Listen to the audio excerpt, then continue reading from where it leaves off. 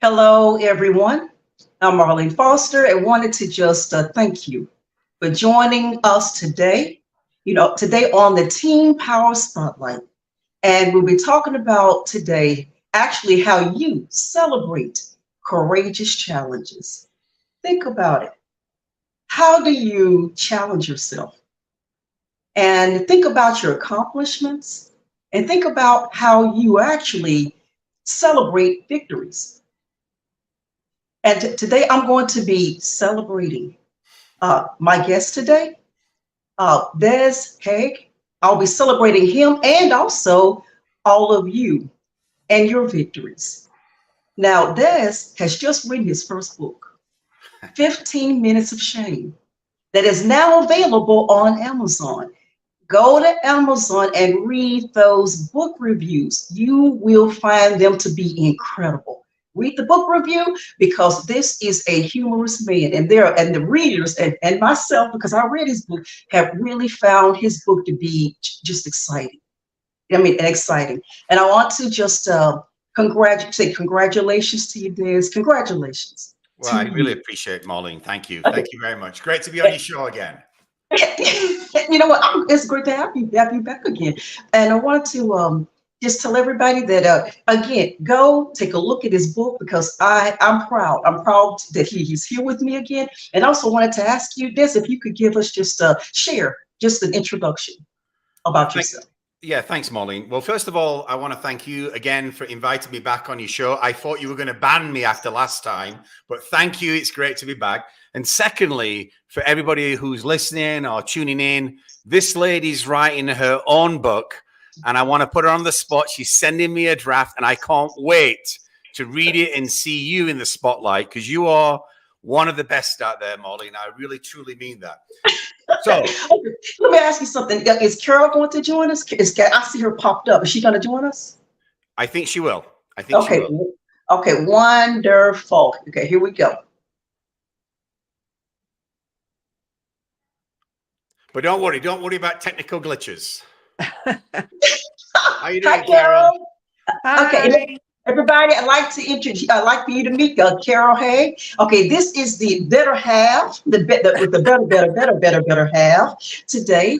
Okay, and of course, you okay, and you know this. Okay, so I like this Oh is to dear. again Why are we introduce doing this, yourself. Marlene? This is a setup job. Oh wow. Okay, now, okay, Des, introduce yourself, and then I want Carol to introduce herself to the audience. Well, let the boss introduce herself first. Oh, okay. She's worthy of Okay. it, and the Okay, hero of Carol, the you book get in okay, Carol, my you life, got this one. Carol. So, this is a surprise. I wasn't expecting to be part of this. I just wanted to watch. But I'm Carol Hague. I have been married to Des for 28 years. We live in Colorado. We have a lot in common, and we spend a lot of time together. And I'm so excited about this book. I hope that everyone enjoys this book as much as I have, and certainly as much as Des enjoyed writing it. So, Marlene, so nice to meet you, and let's go. Wonderful, wonderful. Okay, Des. All right, Marlene. So a little bit, been in business most of my life. I had an opportunity, amazing opportunities of running many companies with, marquee reputations, IHOP, Centerplate, Safeway, 7-Eleven, Yum Brands, and so on and so on. Worked with many founders, many startup guys, done a lot of great things with tremendous people. And really, I wrote this book. And let me start off by saying I didn't write this book to be any part of an apology tour. And I want to, I've done some things wrong in my life. And I'd like to think that if people stare in the mirror, they will say, hey, if my worst moment was caught on film, it wouldn't be a great outcome for me and I wouldn't be proud of it. So this is not about, dragging up past mistakes and apologizing and going on tour and apologizing again, because quite frankly, the people who don't like you, the haters on Twitter, the social media, keyboard cowards, they are never gonna like what you got to say. They don't accept an apology. They don't believe in redemption. So this book was not written for those people. This book was really written to be to lay out the incredible power of resilience and what resilience can really do in your life. So I think about it, and right off the bat, Maureen, we all make mistakes. We're imperfect. You know, we're going to be judged by not me, but somebody much higher than me is going to judge me at the end of my life about what was your net contribution to this world. So I wrote this book thinking about bringing together my life stories, some of the adversities that I've suffered, some of the challenges that I've gone through, not to say, hey, woe for me, but to give other people who may be going through those challenging times a pathway out. Maybe they don't make some of the mistakes that I've made in my life. Maybe they can learn from that. So as I put this book together, it really came about, listen, resilience is it. It is the beginning and the end. If you haven't got resilience, life's tough. You know, as I said, adversity is inevitable, but defeat is optional. If you choose that you can win or you choose that you're going to fail, you're right. So really choose your thoughts carefully. And I love the saying, it's from a song singers in the 80s. I think it's Chumbawamba. And it's about, I get knocked down and I get up again. And that's like what I think about life is you're going to get thrown punches. You're going to get thrown curveballs. You're going to fail. That's not the end of the story. Where success comes in is, can you get up, shake it off, and move forward? And so this is kind of why I wrote the book. And then hopefully, you know, for any aspiring leader out there, they can learn from some of my successes, don't do some of my failures, and accelerate their own journey.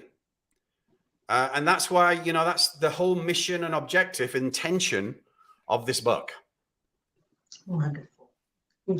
See that phenomenal. And I've read your book, and I mean it is amazing. That's why I was telling our viewers to take a look on Amazon today and read the book reviews, because they are astounding, guys. You got to read those reviews. And I just wanted to start though, that's by asking you if you, and I told you that actually in the book I'm writing, okay, I talk about the expectation, what we expect, what we don't expect, and also the surprise. And I wanted the expectation. Think of your stories, one that you feel would be impactful. I just want to ask you if you could think of one of your stories and how you came face to face with a challenge, and how you dealt with it when you came face to face. Because we're listening to you today because we need to become what? Emotionally intelligent. And so we're listening so we can become stronger. So great question, Maureen. And I would have to say, first and foremost, my biggest challenge was having Carol wanting to marry me. And she was very difficult. So, just so you know that it was 28 years ago. And I think about my life, I can't remember being with, it seems that quick. That it's been 28 years has gone by quick. And also it's been a great journey. So, she's been the best partner I could have. And definitely the most difficult challenge is taming that woman, which is, she's untamable. But in seriousness now, I think, through everybody's got a story, and everybody's got to be the best storyteller of that story and bring it to life with authenticity, with realness, with rawness. Don't dodge the hard things. And so I think when I think about unexpected challenges or situations that have helped me grow, I got to tell you, at first blush, I didn't think they helped me. I thought they were very, very, very trying. And why were these things happening to me? And then I changed my mindset, even as a young child, and I'll get into this in a minute, is it's not happening to me, it's happening for me. And there's a massive difference. So you can frame the most difficult situations you've been in. Nobody wants to be abused.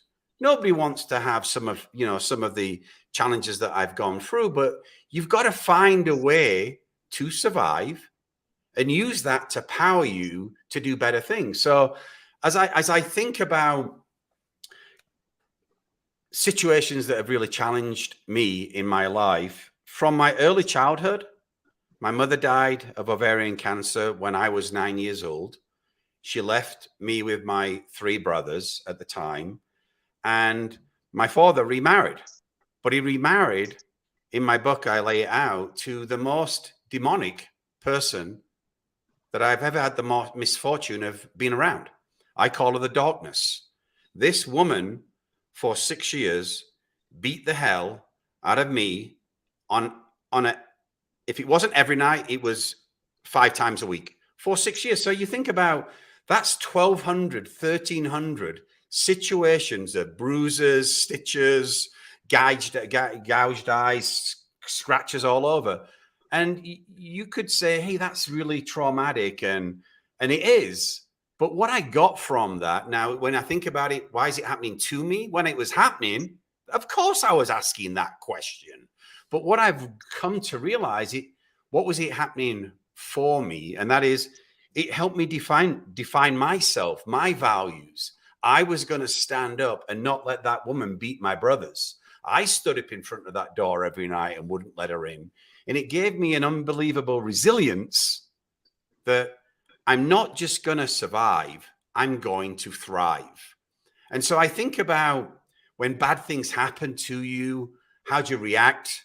Do you want to make lemonade out of lemon? And that's kind of my situation. It's like, okay, I've used that situation to defend others all my life. Raise money, $100 million plus to causes. At 20 years old, Marlene, as I'm running a Burger King, I set up my own fund for convicted felons to give them a second chance.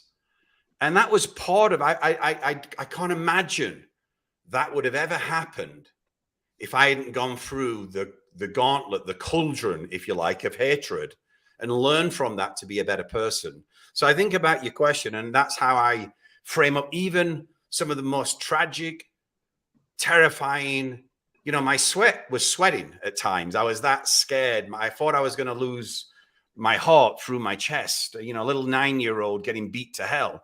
But, I chose my mindset that I'm going to take that and improve myself and also be a force for good, not an excuse. I'm never going to be a victim. Victimhood is not what I'm on about and don't want to be part of. I want to say, yes, I had a tough time, but I overcame it with resilience and I moved forward. And that's what I'm hoping anybody out there, again, they might be going through very difficult times now. Why is this happening to me? Why? Instead of thinking, why is this happening for me? I'm going to get some good out of this situation. I'm going to get tougher. I'm going to get stronger. Doors are going to open that you don't think are going to open. And I think that's going to be enriching for anybody who's going through, really tremendous, tumultuous times. Wow.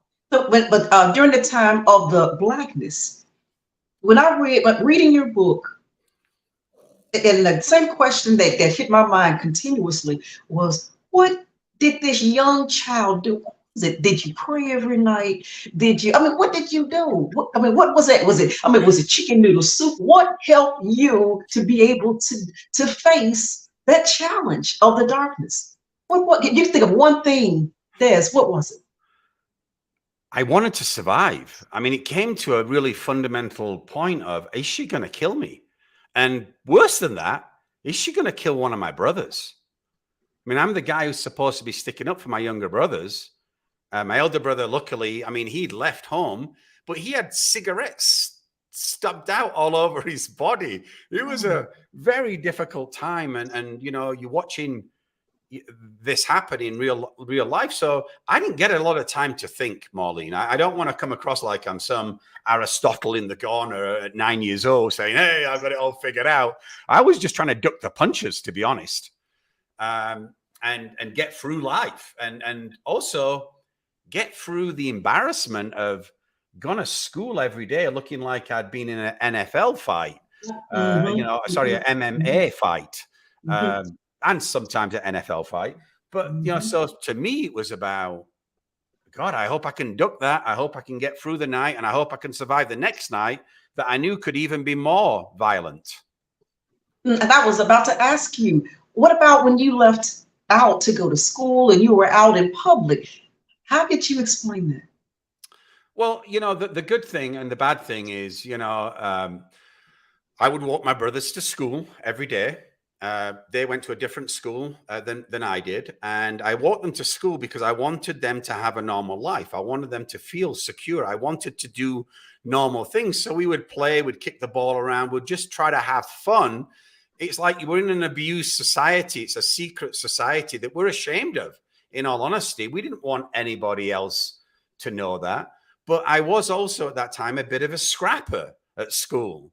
So I was Mhm, playing every mhm, sport. I was getting into fisticuffs. I wasn't, a model citizen. I'm not trying to profess that I was. So, I had some dings. I played football. I played, rugby. We played, cricket and other things that you would get banged up. And so, you just try and, shake it off and don't have those mhm, conversations. mhm. And you were a fighter too, weren't you? Uh, yes, absolutely. Uh-huh. A little bit. Look at But I got to Carol tell you, laughing. Carol, while she's the best of the house, she also is the disciplinarian of the house. So I don't discipline my kids. They get whatever they want from dad. Mom's the enforcer. And I've never disciplined any of my boys. I just don't. I'm not built that way because of the environment that I grew up in. In fact, when I swatted my son once, DJ, my younger son, I was mortified, and he'd been, misbehaving, and that was just a swat on the backside. So, that's not what I do. I've kind of learned that, use this and not this. Mhm, mhm, mhm. But there's dyslexia. When it finally came to you that because you were kind of concerned about your learning, Yes. wasn't that wasn't that a good surprise for you that finally something finally gave you a reason for your learning disability at that particular time? Wasn't that good to finally discover dyslexia? And then your Absolutely not. teacher. It was terrible. I mean, I'm in the class. It's really funny, and I've taken to. I love telling stories, and my wife rolls her eyes, and my family go, "Oh no, here he goes again, another monologue. I'll lose another hour." But the reality is, what having dyslexia did for me. First of all, I couldn't spell it because I couldn't put the words right, and then secondly, it gave me this unbelievable ability that I think is unbelievable. Other people can have their own opinion of storytelling. So when I was looking at books when I'm 4 and 5 and 6, and everybody else is reading, I'm just making up stories. I'm looking at a picture and saying, what does that story mean? And that's part of life. Storytelling is about how you present to a group of people. It's about how you sell an idea to 100,000 people in your organization. It's about how can you get people to invest in you and believe in you. So I look at dyslexia as being an unbelievable gift. It allowed me to have to shift and storytell. Now, admittedly, when I found out that I had dyslexia, that was great because I thought I was candidly off my rocker. I had an intellectual, deficiency, if you like, and I thought, oh, that's good. At least I know what it is. But then the hard work started fixing it. So I wasn't as good a storyteller when I was reading the stories on the page because I didn't think they were as good. But eventually, took a lot of learning. Teachers stayed with me. My mother was an amazing lady. She was cunning, female, person, and she really supported me through this disability and helped me grow. And I look back at it now, and even today, when I'm tired, I miss. My son actually is doing the narration for this book. And people say, well, why wouldn't you do it yourself? It's because when I read, I still have difficulty processing all the words in a sequence without my brain racing at 100,000 miles an hour. So my son, which I'm proud of doing this, he's being the audio narrator, because first of all, that's not a great capability for me, and second of all, he'll do a much better job. I wanted to share some with you. Last week, when I spotlighted an author, his name was Kevin Giovanetto, and he said something that I thought was it reminded me a lot about your book today. And he said that when we read books, he said we're reading ourselves. When we read a book, we're reading. What do you think of that? I just wanted your impression of that. Yeah, it's why I love to, I think that's why, both myself and my wife, we love to read. I mean, to me, it's a never stop. One of my biggest, success traits is never stop learning. Be a sponge, take it all in. So as I read, I always think it's about, it's a little bit about escapism, but I always get myself into the book. I am that character. I am living through those words. And I think that's called connectivity, and it's called relatability, and also gives you authenticity, and it makes the book more enjoyable when you can put yourself. So I'm not reading this book saying, I love espionage, so I put myself into a Mitch Rapp book and I'm part of that book. I'm not reading about the central character. I've become that character. So I think that's how I look at it, and I hope that would address Kevin's question. Okay, what do you think, Carol, about what I just said? Do you have any impressions on that? Yeah, I mean, 100% agree with Des. We do read quite a bit, and we read all kinds of books. And frankly, part of it is about escaping and just enjoying yourself. But we learn from it, and we do see ourselves in some of these books, and we talk about, because we read a lot of the same books, and I'll go, well, what page are you on? Because I want to discuss something. And she always reads faster than me. I'm so fed up of her. She's a speed reader. Catch up with. I can't catch up. I can't keep up. I'm not dyslexic. Oh, we lost my name. I'm not dyslexic. Okay, okay, you guys there? Okay, excellent. But we do spend a lot of time. Where are you in this book? Did something? And I'm afraid to ask, because usually I'm ahead of him, because I do read faster than he does, but I'll have to wait until he's up to a certain point, and then we discuss what's happening, and we get pretty excited about it. So yeah, you do see yourself in a lot of books, and Des and I entertain each other talking about the books we read.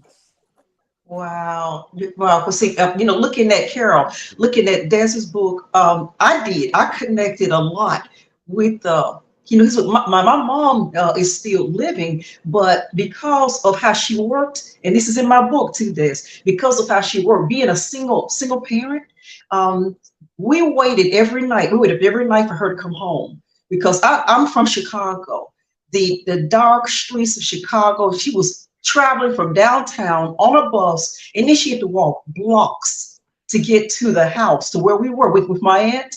And we would all be with our faces smashed up into the window. She would walk up, and she'd probably see all, our slob and everything dripping down the windowsill, because our nose pressed against the glass, and she would look at us and just laugh. She said, "Look at the three of them, three girls," and her aunt was also looking out, because we were afraid, guys. We were looking for her, searching, and it was almost unexpected. They talked about unexpected this. We didn't know each night if she was coming home to us.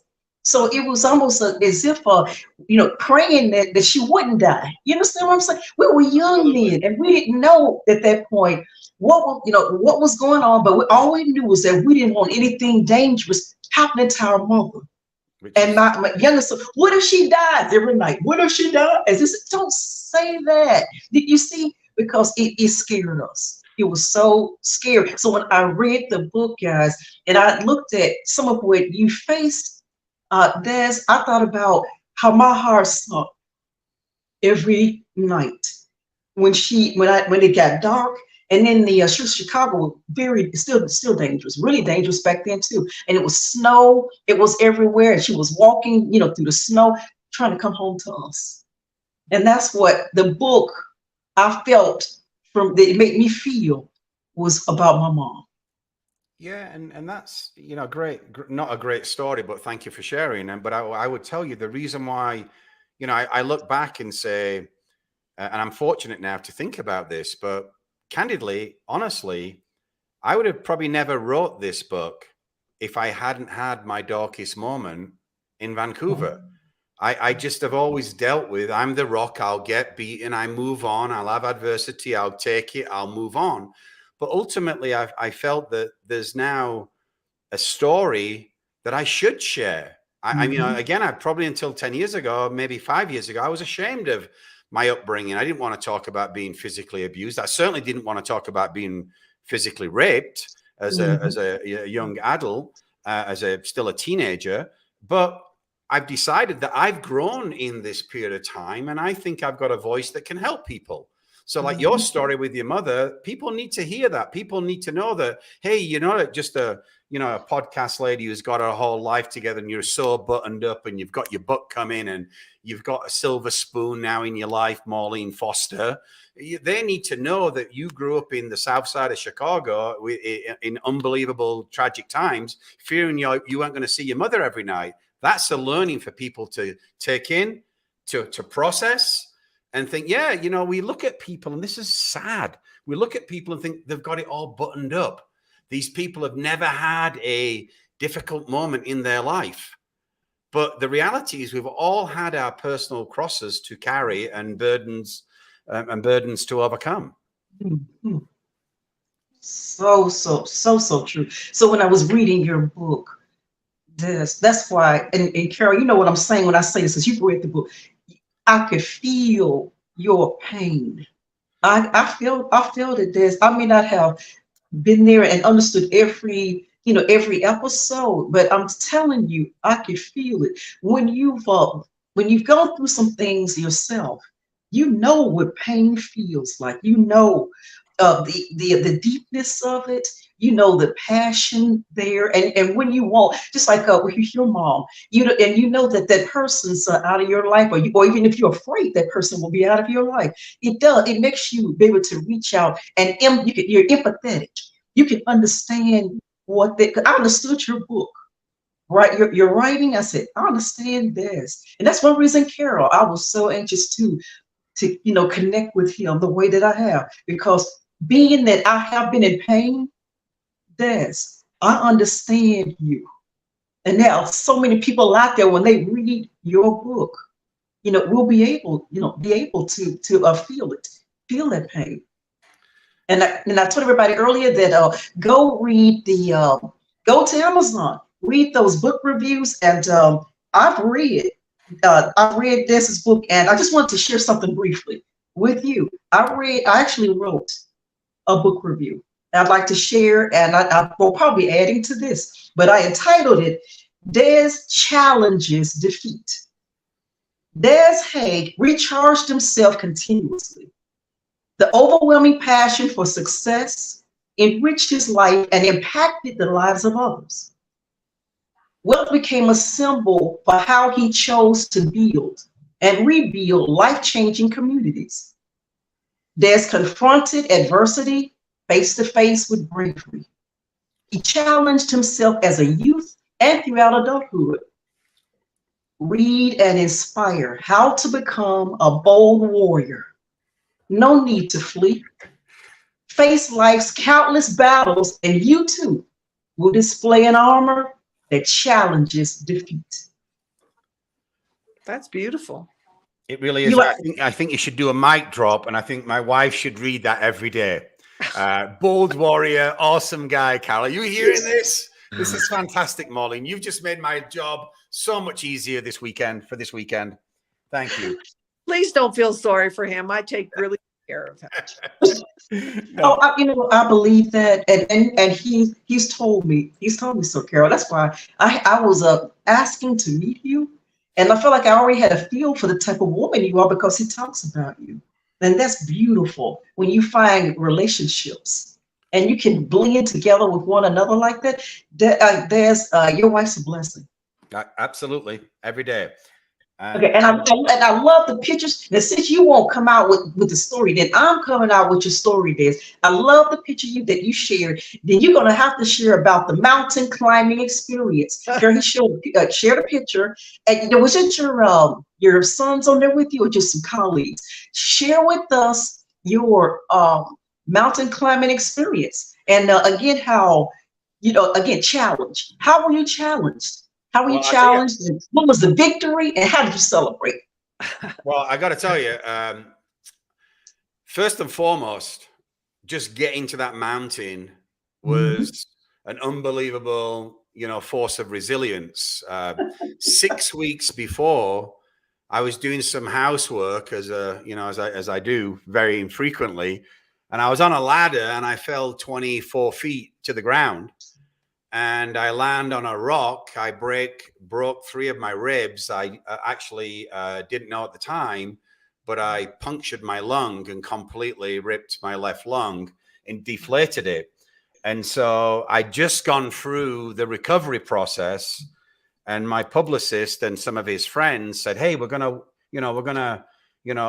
this one, it was Quandary Park. It was a 14,400 foot mountain, one of the biggest in Colorado. And then a couple of weeks later, we did the tallest mountain in Colorado. So what I would tell you is, the doctor said it was going to take me 12 weeks. I'm 6 weeks in. I'm an impatient person. I'm a driver. I get myself up and I get up that mountain. So I get up there with my ribs hurting still and my lungs still giving me a little bit of pain. But we made it. And, just taking that picture and doing that video and being at the highest, you're at the top of the world, at least in, the second highest mountain in the USA, the highest in Colorado, and just getting to, and that, by the way, was a 10-hour journey up and down. So it's not for the faint of heart, but the reality is to be able to do it was great. To be able to do it while I was recovering was terrific. And to share it with some great people was equally a blessing. And so it's a win-win-win. So great event, great adversity. And I pushed myself. And to be honest, halfway through, if I was by myself, I probably would have turned around. But I wasn't by myself. And that kept me going. Like most things in life, I'm not going to be defeated. I'm going to keep moving forward. So that's how I look at the walking the highest mountain in Colorado. It's how I look at all the challenges that come my way. But the mountain climbing experience for you when you're climbing, because I've never climbed a mountain, but you know what? That's on my list. That's on my to-do list. Well, you should do it with Carol. She'd love that. So, Carol, you really would. You'd like to climb a mountain. You'd like to go mountain climbing. No, I've seen Des twice when he's come back. And by the way, Keep it on the down low. Both times he said he'd never do it again. So don't listen to that lady. Disinformation. I know he will do it again. I feel like we're doing a political debate talking over one another now. But when he comes back and I see him, I go, oh, I'm so glad I didn't do it. We hike, but I'm not climbing a 14,000 foot mountain. No. Wow. Good. Okay, was it snow capped? There was snow on the mountain, right? Snow, ice. Yeah, there's always usually a little bit of snow at that kind of level. There was very little, though, in all honesty, except for right at the peak. But we're living in the mountains of Colorado now, and I'll tell you, we're waiting for snow again. So it's going to start snowing in the next couple of weeks. Excellent. And when you and the two I saw with you got to the top of the mountain, so describe the victory. What does victory feel like for you, for Des Hague? Victory. Yeah, well, I these guys I'm going with are 15 years younger than I am. My publicist is about the same age, but the other guys, they're a lot younger, they're a lot fitter, they're a lot more outdoorsy than me. So my first mental task was, I got to keep up with them. I can't let them break me. So as I got to the top, my first thought was, I did it. Thank God. Thank the Lord, because I didn't think I could do it. And I kept looking up. I kept looking up at this mountain, and it was never ending. And right out there in the far away distance, what you see are little ants. You feel they're little ants. There's hundreds of people walking this trail, and what they are about a mile up are people that you've got to get up there. You got to climb up there. So it's like, oh my God, I don't want to do this anymore. So it's about, as you start the process, can I do it? Halfway through it, I want to quit, but I won't let myself, because I don't want to let myself or others down. When I'm at the top, quite candidly, it was great. My wife had actually made me a peanut PB&J sandwich. And I was eating that sandwich thinking, I need some energy because I got to go and walk down another 4 or 5 hours yet. So to me, it was like, it's a great accomplishment. People, you push yourself. I wasn't the fittest years and years ago. I was more work oriented. I didn't get to the gym every day. Now it's religious. It's like part of my fabric of life. Hit the gym, meditate, try and eat well, moderation of, things that you should like, but you try and reduce that. Isn't that the life? And then really just trying to celebrate these moments. So as I think now, I did this mountaineering. Some of my good friends, some of the same friends, they're going rock climbing. Where are they rock climbing, Carol? Devil's Tower. Devil's Tower. It's like 1,800 feet in the air, and they want me to go with them. I'll tell you now, Maureen, hell no, I'm not doing that. So it's not happening. But the reality is, and this is another thing about business, Maureen, is, I think we can't be one-dimensional in our lives. We I'm a driven guy. I've run 8 companies. I've been on 20 boards. I do a lot of mentoring. I invest. That's only half your life. And we allow it at times to become all our life. Like it's John Lennon legend, all of me. It cannot become all of you. You got to look at the other side and say, hey, you got a family. You got your fit, you got your health and wellness. You got, and we don't spend enough time on the softer side of our life. Now I'm religiously in the gym. Now we're religiously with my wife meditating each day. Now we're eating well. We don't eat processed food hardly ever. These things I didn't do, 20 years ago because I was so focused on business. But Carol was always good. She said to me very early on in this marriage, she said, Des, you can work hard. I support you, but please don't play golf every weekend for 6 hours and don't see your kids. So, so we made some, rules of the house, if you like. Oh, Carol made the rules of the house, which I followed. I said you'd regret coming on this, Carol, but hey, I'm glad you're here. but the reality is, we become selfish. Being a CEO for so long, I think I became a little bit selfish. I didn't spend enough time doing the things that I now love to do with I spend so much time with my grandkids. They come up here for a month every year. I would have never done that 10 years ago. I would have thought it was a out-of-body experience for somebody else. But I think as you grow and you learn and you evolve, you appreciate things. Now, they do beat me up every day, Molly, my little rugrats, grandkids. But I love being around them, and they're an inspiration. And part of my second book that I'm writing now is Think Your Way to the Top. Lessons for a blueprint for people who want to, maximize their career. And I put these 4 exercises together. And one of them's around, be intentional. Be intentional on your life. Have a code red on your life, if you like. You are the most important person in your life. And the most important thing for your life is your well-being and your financial career. And so be intentional on those things. Really focus on that. And to be great in business, I truly believe it. You got to be fit. You got to eat well. You got to be focused. You've got to be healthy. You got to spend time in your head. You got to have people help you in your head. My shrink went in my head. I didn't think she'd ever survive. I thought she'd never come back out. Only kidding. She was a great, my head doctor was great. But the reality is we need help. And I think if I had one lesson that I wish I'd have learned, 30 years ago, is I love to be the rock. I love to be there for people in their time of need, but I never liked asking for help. And so I think you've got to allow yourself to be vulnerable, not have all the answers, ask for help. And to me, that helps you on your left and right side of your brain. It helps you succeed in business, but it also makes you relatable and authentic, authentic, and a better all-round person. Yeah, there's in your book, there was one of your chapters where you said adapt or die. What came to you when you were writing that particular chapter? Adapt or die? I think that's how I've lived my life. It's if I didn't adapt to a really bad situation when I was 9 to 15, if I just played every day the same, I would have died. I wouldn't have survived.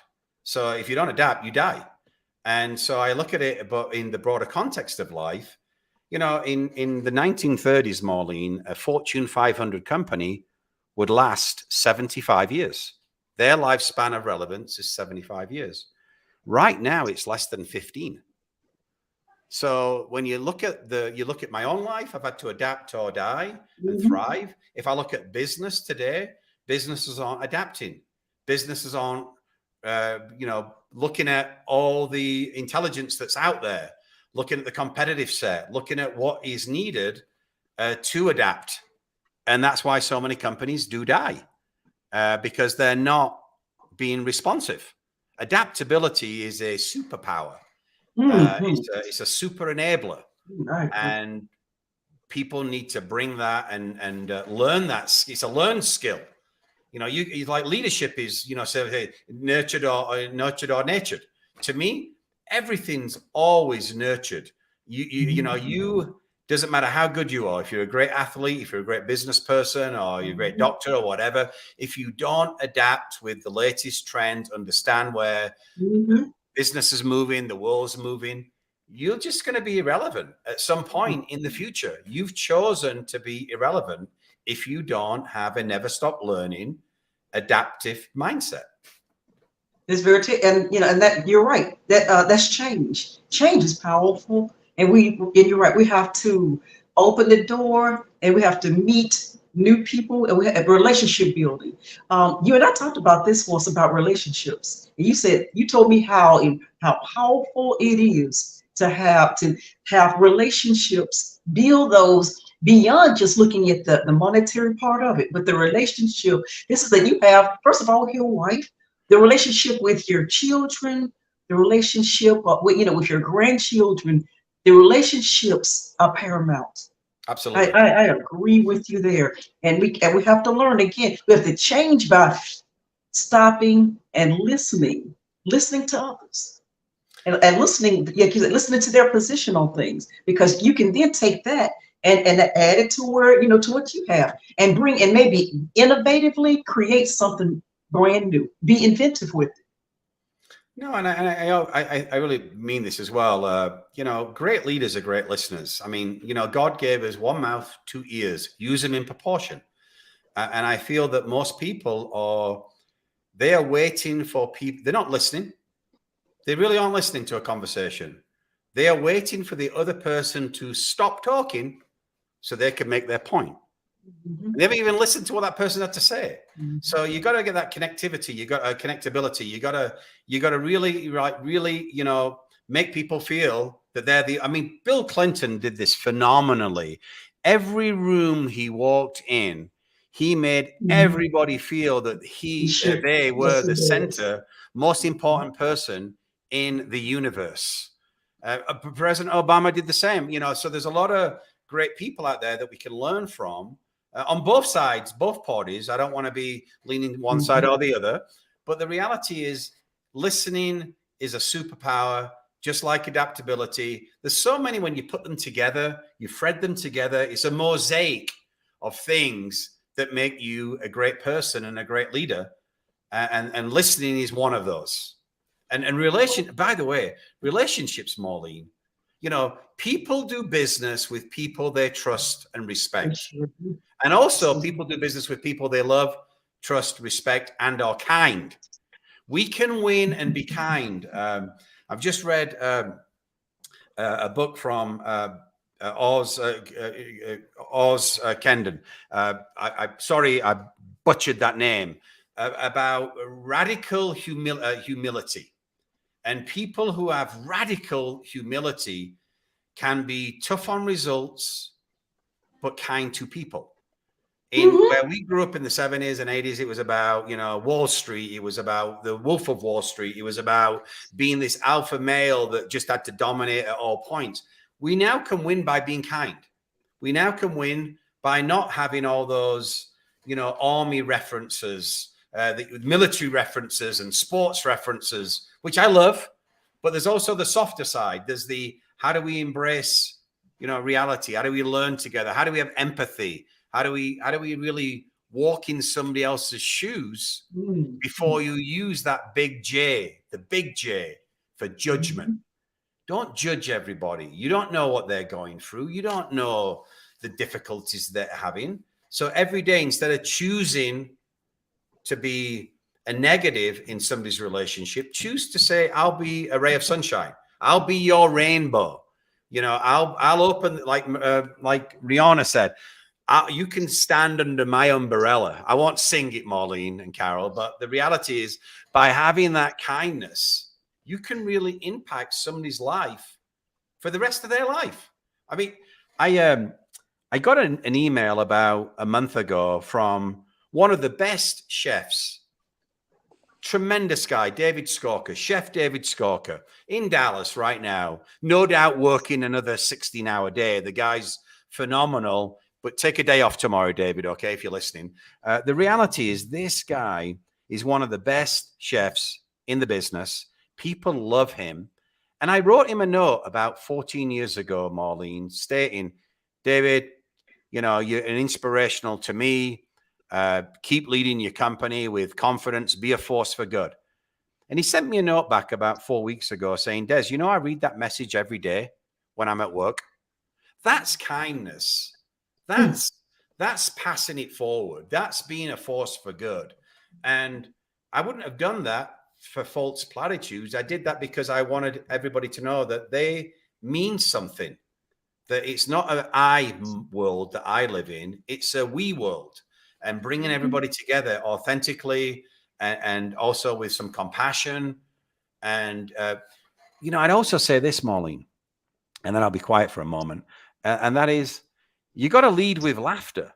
In this world, we are so wrapped up, so wrapped wine. We're just ready to snap. I mean, you watch the news on a nightly basis of people going mental on a plane, or, destroying cities and raiding and all the rest. And you're thinking, what's driving that? And why are they behaving in that way? And yeah, you can be judgmental, but then you could step back and say, how do we make that position better? And we don't make it better by, except for the really extreme things, by overreacting. It's like, have some self-deprecation, have some humor, and drive the message home in a positive way. So there's one thing I really wanted you to share with us today is the in your book, the business struggle, because there are a lot of businesses who are watching you right now. And I read that section of your book. Are you okay with just kind of sharing just a little bit about how you stay so resilient? You were so young at the time. How could someone that young be resilient with business? And you were. When we fail and we still continue to get right back on top of it, could you mind sharing with us about that part of your book? Yeah, I'm Irish. Some people say we're not very intelligent. So maybe I'm just too dumb to know that when I'm doing things that you could fail. I mean, honestly, I didn't feel about failure. I never thought, if I go and open my own business, I'm going to fail. I just never thought I could fail. So it was like having a belief in myself. I think those childhood days gave me such belief that I can do whatever I want. And, as I think about, my life and getting into business, I got into business because I left home at 15 and was homeless. I slept under a bush in a park. I had no alternatives. The only other thing I could do was turn to crime, like a lot in my neighborhood did, and go to prison. So I didn't want to do that. So I said, hey, when you add alternatives, you really focus. It's like, there was like Matt Higgins has wrote the book, Burn the Boat. And I love the book, and great work, Matt. But the reality is I didn't have a boat to burn. I had no plan B. This was it. I had to get out there and join the workforce. So I got into a friend's business, a friend of a friend, and I became, working in a fish and chip shop, peeling 50-pound bags of potatoes, 5 of them. That's 250. We know when we're in the kitchen and we're doing potatoes. Could you imagine doing 250 pounds a day, more on busier shifts? That was my job. That's how I got into work at 15 years old. In a year, I was running that fish and chip shop. I applied myself. I focused, and then within no time, I'm running the first video shop in Rotherham. Way before Blockbusters was a thing. It's really funny, Maureen. I say this when I was, a younger kid at the time, when they asked me, said, hey, what do you do, Des? And I'm now running my own video shop, my friend's video shop, and a fish and chip shop, and a grocery store, and a butcher's store. But what I used to always say, I'm in the film business. So I'm in the movie business. Now, obviously I'm not Brad Pitt, but they didn't need to know that. And really what I was just selling videotapes. But it's always about how you approach life. It's about how you think about yourself and portray yourself. If you think it, you can become it. If you don't think it, if you think you can or you can't, you're right. Again, as I said at the beginning, so choose those thoughts very carefully. So as I'm in the fish and chip shop now, I'm doing a video store. I'm 17 years old. I'm going to the bank. I'm actually doing accounts. For a guy who's got dyslexia, that's not an easy job, but I got that done. And then I joined, at the time, I then had some difficulties with the owner. And I said, you know what? I think I can start my own business. Now, again, I'm 18 years old. I just bought my first house, which was, you couldn't swing a cat without hitting the walls, but it was my first house. I was so pleased and I was so proud. I felt like a billionaire. Because could you believe it? 3-4 years ago, I was getting kicked to hell and back and had no security or safety. Now I've got my own home. So I'm in this environment thinking I'm, Howard Hughes without the eccentricities of Howard, or his money, I should say. But I thought I had some money with my £10,000. And I said, you know what? I'm going to set up my own business. And this is way before food trucks became popular. So I said, I'm going to get a caravan, I'm going to buy a car. I'm leaving my friend's business because we're having some difficulties. And I'm going to set up, and I'm going to do my own stuff. The first day, I kid you not, Maureen, it's in the book as well, crashed the damn car. I crashed my business right into a lamppost. Complete destruction. My brother we were going to a fair, like a tattoo, where we were going to serve hot dogs, hamburgers, fish and chips. I had it all decked out. So I'd gone through, childhood abuse. I'd gone through, living in homeless. I'd gone through, having difficulties with this business. Made my own approach to go and get out and step out for myself. First day, destroyed my business. Had to sell. And by the way, I took out a loan from a not great person, kind of a loan shark for the caravan. So as you know, in my book, I love to read. I love to listen to music. I was starting to wear Miami Vice was out for those who used to watch Crockett and Tubbs. So I had my long flowing blonde hair, my tattoo, my earring in. And I used to wear, really colorful jackets. But after I crashed my business, I had to sell my clothes. I had to sell my music player because I was going to get my kneecaps broken. But that didn't stop me. For a time, I sat on my friend's couch. I'm not saying I immediately overcame those difficulties, Maureen, but I didn't allow them to define me. And I thought one day, my elder brother's friends used to say, Des, to my brother, why is Des working so hard? Why doesn't he come out with us to the clubs on weekends when I was running these businesses? Because I wanted to become something. I knew I could become something. I wanted to work for it. My brother, by the way, always encouraged me. He's a terrible, terrible tennis player, though.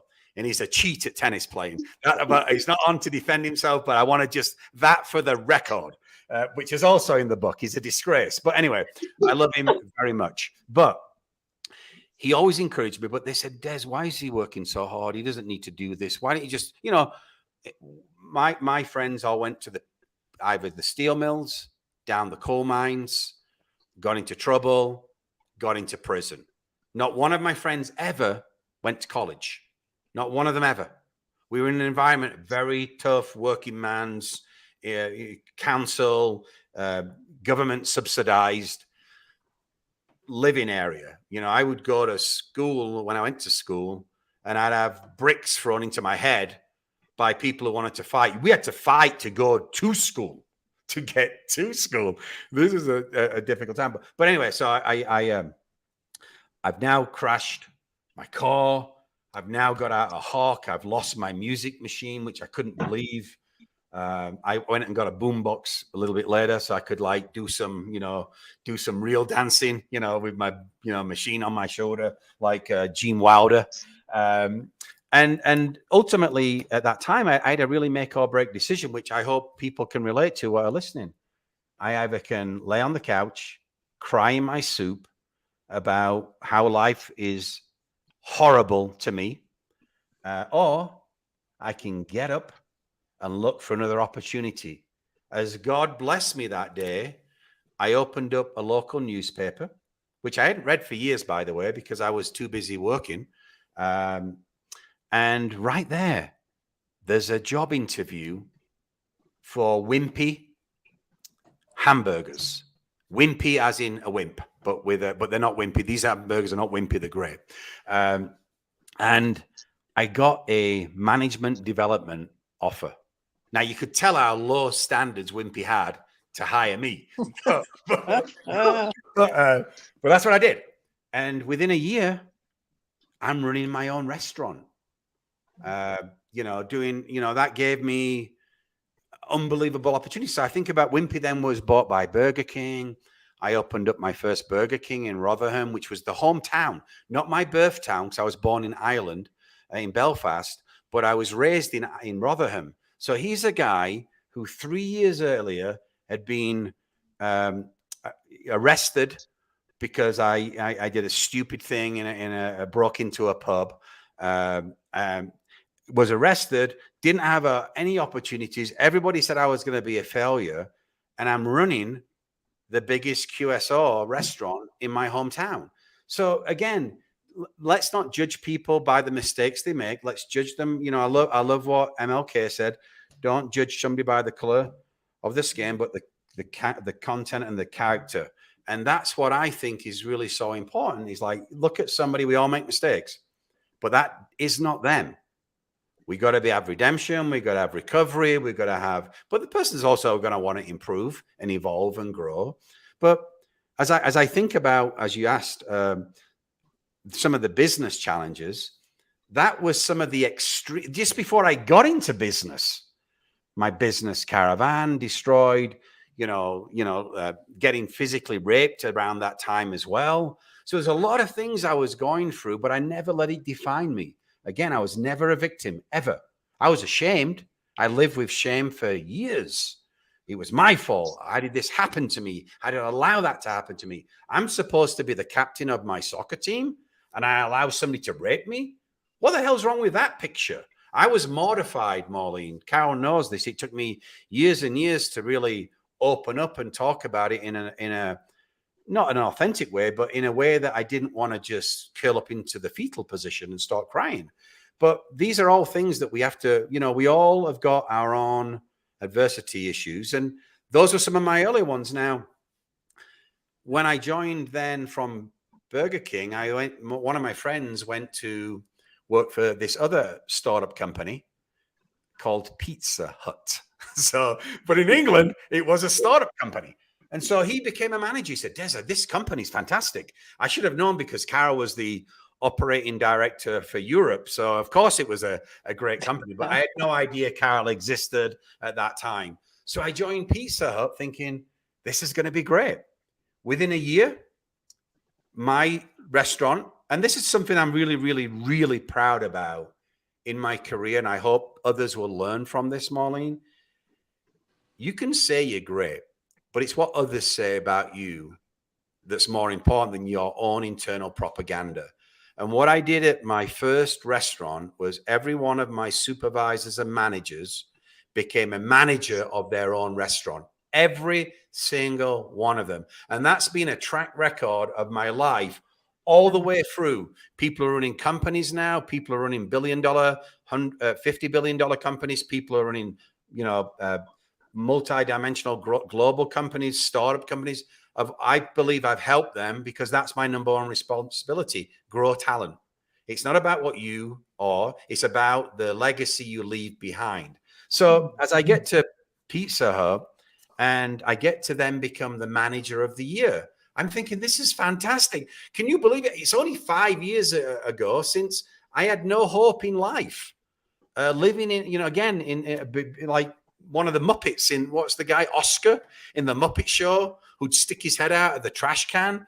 That was my life. It was a total trash can life. It was a dumpster fire. And here I am becoming now manager of the year. They sent me to America for a vacation. And I won't get into that story now, but it's the unbelievable things. So I get promoted and then I get demoted. So here I am bleeding Pizza Hut, and it is an awesome company. Anybody out there? PepsiCo, Pizza Hut, phenomenal company. Same with Whitbread, same with every company that I've worked with. I just have true respect for them all, but I get demoted. So I'm running as a designate area manager, multiple locations. My boss, and I found this out later, I was pushed upon him by his boss. He spent some time with me and said, I want this guy promoted. The guy who had to hire me and was resentful of that. And you can always understand to a point when somebody's pushed on you that you probably didn't want, you don't have ownership. But then my boss's boss gets fired. So then my boss said, I'm going to show Des. He's demoted. I don't want him on my team. So here I was thinking I was going to be at Pizza Hut for life. And I really thought that I was going to be at Pizza Hut for life. I bled that brand. And I'm demoted. I moved back. I was told I would never, and this is not a criticism, you are not capable of doing anything other than a restaurant manager. Now, there's nothing wrong with being a restaurant manager. There's 14 million of restaurant managers in this country alone. A lot of respect for people who are restaurant managers. But I wanted to run my own company. So here I am again, 20 odd years old, being told I'm never going to aspire to anything.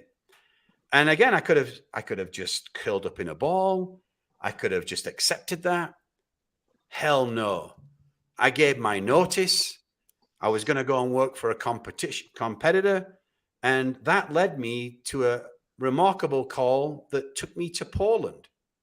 And in Poland, I'm running 20, 30 locations. And I actually had the best experience of my life. From not being able to become an area manager, I was the ultimate area manager. It accelerated my life 20 years, business-wise. But I will tell you, it also led to the best thing that ever happened to me in my life. And that's meeting Carol. I met Carol in Poland. Now, she was terrible, Marlene. Can Carol hear me? She was my boss's boss. And, I was very proud of my restaurants. So I go to Carol when she comes in for a meeting and said, hey, do you want to see my restaurants? And this woman who's on the screen here turned to me and said, you can take me to my restaurants. They were her restaurants, Marlene. So here I am trying to be, in charge. And she completely shut me down and told me, who's the boss. But in all seriousness, PepsiCo, amazing company, great to be in Poland. Again, I wouldn't be the person. Carol just helped me in so many ways in my life. We all need a believer. We all need somebody who is smarter than them. We all need somebody who's going to be your number one supporter. That's what she is to me. But we have to look for that. I would again say to everybody out there, you don't have to have the perfect partner. You can find that in a co-worker, in somebody who's supports you as a mentor or a mentee, or somebody who just encourages you. I was so lucky and blessed to find Carol. Not only has she got a great business mind and was my boss's boss, but she also was so, inspirational in helping me become a CEO just at 30 years old. I'd have never done that. I got 20, 30 years of growth shoved in to a few years, but it all comes back with a mentality of you'll do whatever it takes to succeed. And having somebody behind you is so important. So I could go on and on with business lessons learned, Maureen. Suppose the last one I'll give you is 7-Eleven. 7-Eleven, again, phenomenal company. 32. When I was there was 32,000 locations. Big business. There's 70,000 there now. Joe DePinto, one of my dear friends, CEO and chairman of 7-Eleven, also the chairman of Brinker, because Joe likes to also do lots of things. But I think about when I first got into 7-Eleven, and by the way, great job to be 27 and be the VP of, global fresh foods for 7-Eleven. Unbelievable opportunity. But just so you know, when I went into that business, there'd been 8 leaders in my position in the last 7 years. So as I think about, people think about, what's their pathway to success? And I would tell you, it's sometimes 2 up, 5 back, 1 step forward, 10 steps back. It's not linear. The only thing of linear is time. Everything else is fungible. So as I go into 7-Eleven, here I am. I'm the 8th guy in 7 years. Some of my people thought that my shelf life was going to be lower or less than a quart of milk.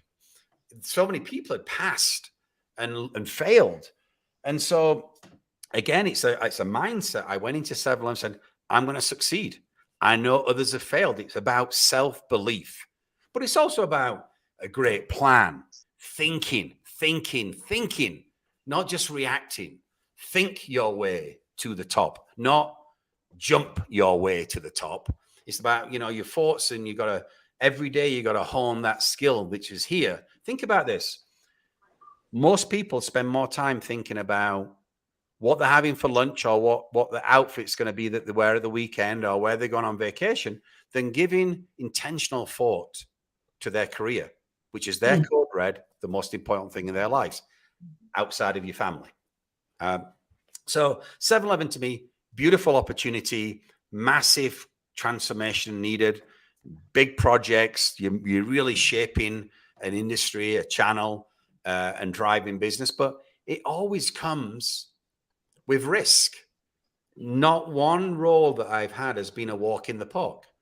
There's always going to be roadblocks. There's always going to be stumbles, trials and tribulations. You're going to stub your toe. You're going to make mistakes. You can start to believe your own press and start to think you're invincible, which is, again, a risk for us all. And it's about how you can step back and take feedback. And I had some great people at 7-Eleven who really helped me expand. Jeff Hamill, phenomenal guy. My counterpart, obviously, Joe DePinto, and many, many others. But again, it's about, taking the situation and always, always, always making lemonade out of lemons. And you've always got a bushel of lemons in your life. See, that's excellent. Hearing you say what you've said, and we do, and that is, wanted to just kind of recap here because we're at the end of the spotlight, and I wanted to just say, I love hearing you say, first of all, is that we have to understand we all are human, and we make mistakes. All of us have, all of us do, and it's great if we could at least all have empathy, empathy for one another. And then you could, even if you're not inside of the space with them, you can still, you can feel it, you can pick up on it. And Carol said, she's looking at me, you can feel it, you can tell. And I just wanted to thank the two of you so very, very much for being here with me today. And I'm looking forward to you reading my book, because my draft will be headed your way. And just thank you, and thanking everybody here today who came out to hear, Des, and to meet Carol. Thank you so very much. And remember what I said previously at the start, and that is to what? Challenge. Look at how you are challenging yourselves. Just like and that's all that mainly today Des has been talking to you about, how he challenged himself through it all. Carol challenged herself, and I'm challenging myself as well. That's what it's all about. And I want to just say thank you again for being here with us. Thank you, Des, and thank you so much, Carol. Thanks, Our Marlene. pleasure. You take care. Great to be with you. Bye-bye, Molly. Thank you. Send me your book. Can't wait to read it. Bye-bye. I will. Thank you.